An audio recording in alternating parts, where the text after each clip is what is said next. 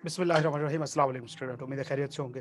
तो आज की वीडियो में हम बिज़नेस लॉ का चैप्टर 9, चैप्टर 10 और चैप्टर 1 इन तीनों के जो हैं वो हम इंशाल्लाह इम्पोर्टेंट टॉपिक देखेंगे और साथ में बीएमबीएस का चैप्टर 5 एंड 4 जो है उसको देखा जाएगा कौन-कौन से इम्पोर्टेंट टॉपिक है। ठीक है बेटा? इसके अलावा एक छोटी-सी अनाउंसमेंट है, हम इंशाल्लाह बुध या जुमेरात को क्या करेंगे, एक क्लास रखेंगे, टाइमिंग उसकी रात के 8 बजे मतलब हम शुरू करेंगे क्लास को इंशाल्लाह। बाकी फाइनल जो है वो मैं ग्रुप में पोस्ट कर दूँगा। तो उस क्लास का जो हमारा एजेंडा होगा बेटा वो होगा कि हमने उसमें एग्ज़ाम टेक्निक के ऊपर बात करनी होगी, इस तरह पेपर सॉल्विंग टेक्निक के ऊपर हम बात करेंगे। हम थोड़ा-सा एग्ज़ाम से पहले की तैयारी और एग्ज़ाम के बाद की तैयारी के ऊपर स्ट्रैटेजीज़ के ऊपर हम बात भी करेंगे इंशाल्लाह। आने वाले आपने जो पेपर सिलेक्ट करने हैं और जो आपने एग्ज़ाम देना है या आप नए पेपर जो है वो उठाना चाह रहे हैं नए अटेम्प्ट में, उसके ऊपर भी थोड़ा-सा बात की जाएगी। और इसी तरह हम इंशाल्लाह जो है अपने नेक्स्ट बैच की अनाउंसमेंट वगैरह भी उसमें करेंगे। तो लिहाज़ा ज़्यादा इम्पोर्टेंट जो चीज़ें हैं वो इंशाल्लाह हम उसमें लॉ का जो रिसेंट पास्ट पेपर था उसके कुछ एमसीक्यूज़ वगैरह को देखेंगे और उसके बेस पे हम डिसाइड करेंगे कि भैया जी आगे जो हमारे 8-10 दिन रहते हैं उनको हमने कैसे यूज़ करना है एमसीक्यूज़ की तैयारी के लिए। ठीक हो गया? तो लिहाज़ा इस तरह बीएमबीएस का भी हम कुछ पास्ट पेपर के क्वेश्चन जो है खास तौर पे जो पिछला पेपर है इसको मस्ट डिस्कस करेंगे ताकि हमें अंदाज़ा हो जाएगा जिस तरह आई कैप जो है वो पेपर पैटर्न शिफ्ट कर रहा है खास तौर पे बीएमबीएस के केस में। ठीक हो गया? तो लिहाज़ा ग्रुप में इंशाल्लाह आपको ज़ूम का लिंक आ जाएगा तो वहीं पे हमारी लाइव क्लास होगी, आप उसको अटेंड कीजिएगा। चलें जी। मूव करते हैं और चैप्टर 9 सबसे पहले हम देखते हैं पार्टनरशिप। पार्टनरशिप के अंदर बेटा अगर हम बात करें तो पार्टनरशिप नेगोशिएबल इंस्ट्रूमेंट ये दोनों 15-15 नंबर का तकरीबन इनका वेटेज है 10 से 15 के दरमियान में मूव होता है और जो पहला चैप्टर है उसका 4 से 6 नंबर का वेटेज है। अब अगर हम पहले चैप्टर को देखें तो उसमें से एक क्वेश्चन आना है और एक एमसीक्यूज़ आना है। ठीक हो गया? अब जो पहला चैप्टर है बेसिकली अगर हम उसके इंपॉर्टेंट टॉपिक देखें तो उसके अंदर बमुश्किल टोटल 4 ही टॉपिक हैं जो इंपॉर्टेंट हैं। सोर्सेज़ ऑफ लॉ, इस तरह क्या कहते हैं जो डेलीगेटेड लेजिस्लेशन ये दूसरा हमारा टॉपिक है। तीसरा टॉपिक उसमें जो है वो प्रेसिडेंट एक इम्पॉर्टेंट है, सेनेट दूसरा इम्पॉर्टेंट है और थर्ड में जो है वो हो गया हमारा ये जो ऑर्डिनेंस होता है। तो लिहाज़ा ये 4 टॉपिक जो हैं ये हाइली इंपॉर्टेंट हैं। अब ज़ाहिर-सी बात है उसमें से एक क्वेश्चन आना है, 3 से 4 नंबर क्वेश्चन होगा और एक आधा एमसीक्यूज़ आ जाएगा। क्यों 4 से 6 का वेटेज है तो 5 नंबर तो वो पूछ भी लेगा वहीं से। तो वो इस तरीके से ये पूरा होना है। तो ये 4 टॉपिक जो हैं ये इंपॉर्टेंट हैं। अब जो एमसीक्यूज़ के लिए सबसे फ़ेवरेट टॉपिक होगा ना बेटा, मेरे ख़्याल में वो बनता है जो उसका क्या कहते हैं तरीकाकार है, प्रोसीजर है लेजिस्लेशन का जिसके अंदर भई क्या कहाँ से बिल जनरेट होता है, अगर एक हाउस पास कर दे, एक ना करे या प्रेज़िडेंट वापस भेज दे तो उस तरीके में क्या प्रोसीजर फ़ॉलो होता है, ये एमसीक्यूज़ के लिए सबसे इंपॉर्टेंट टॉपिक रहेगा। तो अब हम चलते हैं चैप्टर 9 के ऊपर और हम इसको डिस्कस करते हैं। तो चैप्टर 9 में बेटा सबसे इंपॉर्टेंट टॉपिक जो इस बार के लिए है, अच्छा ये कुछ चीज़ें जो हैं ये न्यू हैं। आपको बहरहाल जो एक पार्टनरशिप का डीड होता है या एग्रीमेंट होता है उसके कंटेंट आपको पता होने चाहिए। एक नई चीज़ है, इस बार जो क्या कहते हैं डिटेल में इसके अंदर ऐड की गई है तो आपने इसको देखना मस्ट है। आगे चलते हैं। हाँ, हमने इस टॉपिक के अंदर पार्टनरशिप के अंदर एक चीज़ पढ़ी कि जो शेयरिंग ऑफ प्रॉफिट है वो मस्ट होनी चाहिए। मतलब पार्टनरशिप का एक एसेंशियल है कि जो पार्टनर्स हैं वो प्रॉफिट शेयर कर रहे हों। अब ज़रूरी नहीं कि वो लॉस भी शेयर करें, तो वो प्रॉफिट इन ओनली पार्टनर भी हो सकते हैं। अब बेटा इसकी कुछ एक्सेप्शन है। अब बात ये है कि तमाम वो लोग जो प्रॉफिट शेयर कर रहे होंगे वो पार्टनर नहीं होंगे। लेकिन तमाम पार्टनर्स के लिए ज़रूरी है कि वो प्रॉफिट शेयर करें। तो लिहाज़ा ये 6 टाइप्स या एग्ज़ाम्पल्स वो हैं बेटा जिसके अंदर लोग प्रॉफिट तो शेयर कर रहे हैं एक एक किसी पार्टनरशिप का, लेकिन वो पार्टनर कंसीडर नहीं होंगे। तो लिहाजा ये 6 टॉपिक जो है, ये 6 पॉइंट जो है ये हाईली इंपॉर्टेंट है, इनको आपने याद रखना है। उसके बाद आपने डिफरेंस पार्टनरशिप एंड को-ओनरशिप का जो डिफरेंस है ये इंपॉर्टेंट है। इसके अलावा आगे चलते हैं, sleeping partner, silent partner and nominal partner, ये 3 पार्टनर जो हैं ये इंपॉर्टेंट है बेटा। अच्छा, अब पार्टनर्स में से एमसीक्यूज का ज्यादा चांसेस अगर ज्यादा चांस बन भी सकता है तो इसी टॉपिक में से हो सकता है कि वो आपको एक सिनेरियो बताएगा कि भाई एक शख्स है वो बिजनेस में इंगेज हो रहा है या सिर्फ कैपिटल कंट्रीब्यूट कर रहा है, ये क्या कर रहा है और बताएं कि वो कौन सा पार्टनर है। तो इस तरीके से करके तो आपको इन 3-4 पार्टनर के दरमियान स्लीपिंग, साइलेंट और नॉमिनल पार्टनर, ये 4 पार्टनर ऐसे हैं जिनके अंदर थोड़ा बहुत टेक्निकल फर्क है कि इन पार्टनरशिप के अंदर इनके अंदर फर्क क्या है, तो वो आपको ये पता होना चाहिए। आगे चलते हैं, प्रॉपर्टी ऑफ द पार्टनरशिप, ये एक अच्छा क्या कहते हैं टॉपिक है। इस तरह absolute duties, absolute and general duties इस बार के लिए एक इंपॉर्टेंट टॉपिक हो सकता है। आगे मूव करते हैं, चलते चलते चलते चलते चलते राइट्स ऑफ आउटगोइंग पार्टनर, ये एक शॉर्ट क्वेश्चन भी हो सकता है और ये एमसीक्यूज भी हो सकता है। और इसके अंदर जो चीज ख्याल में रखने वाली है वो ये और है, यहाँ पे और है, एंड नहीं है। इन दोनों में से एक ऑप्शन जो है वो सिलेक्ट कर सकता है। आगे मूव करते हैं हम और देखते हैं माइनर। अब माइनर का पूरा टॉपिक इंपॉर्टेंट है कि माइनर जो है वो एडमिट हो सकता है, नहीं हो सकता। माइनर के राइट क्या होते हैं फर्म के अगेंस्ट में, माइनर जब एज ऑफ मेजोरिटी अटेन कर लेता है तो क्या क्या केसेस होते हैं, क्या क्या ऑप्शंस होते हैं, और इसी तरह एक माइनर जो है वो कब मेजर होता है। तो ये आपको चीजें पता होनी चाहिए। तो लिहाजा पार्टनरशिप के अंदर एक टॉपिक ये हो गया माइनर वाला, बड़े क्वेश्चन के लिए। दूसरा ये शॉर्ट है।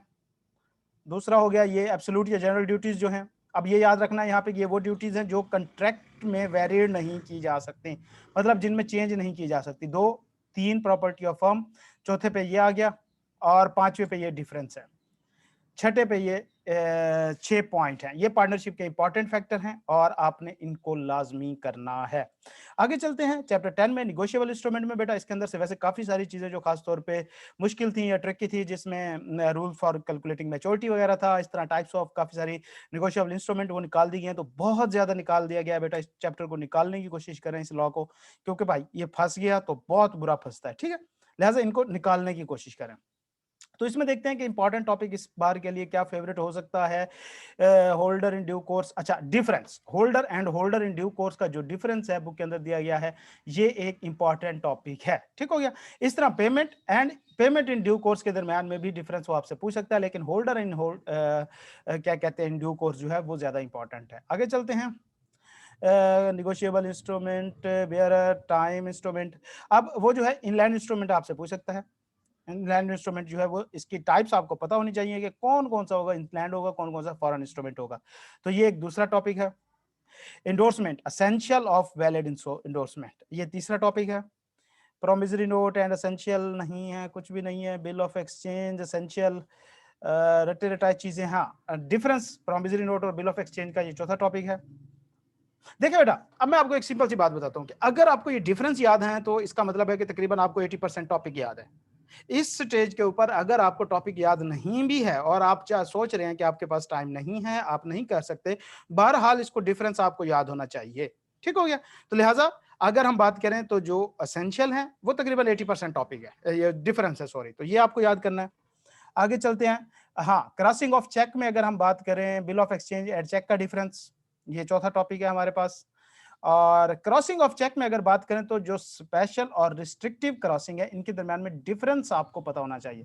ये बहुत ही टेक्निकल सी चीज है, आपको पता होना चाहिए कि रिस्ट्रिक्टिंग क्रॉसेस होती क्या है। फिर अगर एक इंस्ट्रूमेंट जो है वो रिस्ट्रिक्टिवली क्रॉस है तो क्या वो निगोशिएबल इंस्ट्रूमेंट रहता है या खत्म हो जाता है, और अगर रहता है तो फिर उसमें मसला कहां पे आता है। तो ये चीज आपको रिस्ट्रिक्टिव क्रॉसिंग में होनी चाहिए, क्योंकि बच्चों को ये दोनों क्लियर होती है। जनरल क्रॉसिंग क्या, स्पेशल क्रॉसिंग क्या। जनरल का आपको पता है कि भाई क्या सिर्फ अकाउंट में जमा होगा, स्पेशल का या सिर्फ एक स्पेसिफिक बैंक के स्पेसिफिक अकाउंट में जमा होगा। जबकि रिस्ट्रिक्टिव क्रॉसिंग जो है ये समथिंग डिफरेंट है, टेक्निकल है। तो इसको एक बार आपको समझना पड़ेगा कि ये क्या चीज है, ठीक हो गया। तो ये हमारे पास पांचवा टॉपिक है। और उसके बाद हाँ, प्रोटेक्शन टू बैंकर, ये वाला जो टॉपिक है। तो ये 5 टॉपिक इसमें इंपॉर्टेंट है। Reason for dishonour of the cheque आपको याद होनी चाहिए। 2-3 तो बुक में इस बार मौजूद है, लेकिन सारी की सारी मैंने यहाँ पे प्रोड्यूस कर दी हैं। तो लिहाजा ये एक टॉपिक, दूसरा टॉपिक, तीसरा, 4, 5, 6, 7, 8, ओके।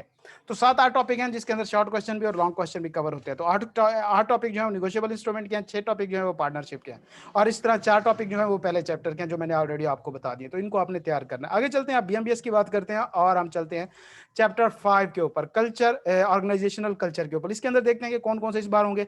सबसे पहले कल्चर डिसाइडिंग फैक्टर, सबसे नंबर पे नंबर 1 टॉपिक है हमारा। कल्चरल वेब नंबर 2 टॉपिक है हमारा। और इस तरह लेवल ऑफ कल्चर नंबर 3 है।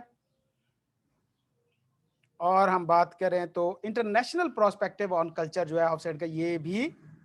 तो ये 4 टॉपिक जो हैं ये इस टाइम कल्चर में फेवरेट हैं। इंटरनेशनल प्रोस्पेक्टिव, इस तरह लेवल ऑफ कल्चर, एडमिनिस्ट्रेशन के जो है एडमिनिस्ट्रेशन, और cultural web, cultural deciding factor. ये 4 टॉपिक जो हैं ये इंपॉर्टेंट है पूरे कल्चरल वाले में इस बार के अटेम्प्ट के लिए, ठीक है? बाकी पूरे का पूरा चैप्टर पढ़ना मस्ट है बेटा, ओके।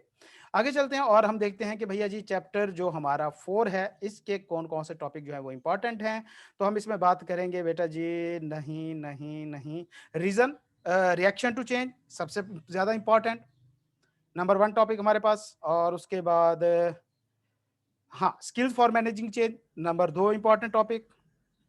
अ, नंबर 2 हो गया उस तरह स्ट्रेंथ एंड ड्राइविंग फोर्सेस नहीं 11 perspective number 3 11 perspective plan change theory number 3 हो गया और नंबर 4 मैकेंजी 7S मॉडल। तो ये 4 टॉपिक इसमें इंपॉर्टेंट है। इस तरह 4 टॉपिक जो है वो 5वें चैप्टर के इंपॉर्टेंट है।